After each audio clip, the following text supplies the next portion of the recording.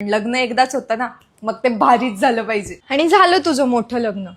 त्याच्यानंतर इतका मोठा हॉल असेल ना की 4-5 हजार लोक आले पाहिजे. आमदार, खासदार, सगळ्यांना बोलवणारे. लग्नपत्रिका तर अशी असेल ना पुस्तकासारखी. लोकांनी नावं वाचलीच पाहिजे. त्यांना वाटलं पाहिजे की किती रिलेटिव्ह आहेत.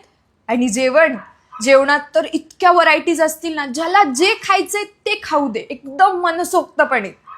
लोन घ्यायला लागलं ना तरी पण चालेल.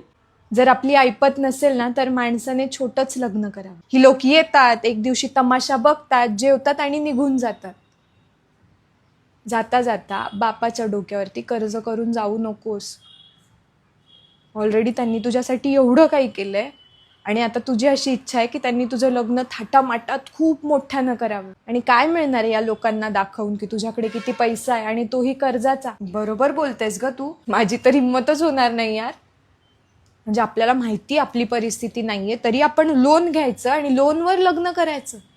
आणि ते लोन फेडता फेडता नाकी नऊ येणार. आणि कर्जाचा डोंगर जेव्हा माणसाच्या डोक्यावर असतो ना तेव्हा त्याला झोप नाही लागत. या गोष्टीचा मी विचारच केला नाही. जाता जाता कशाला आपल्याला त्यांचे हाल करून जायचे.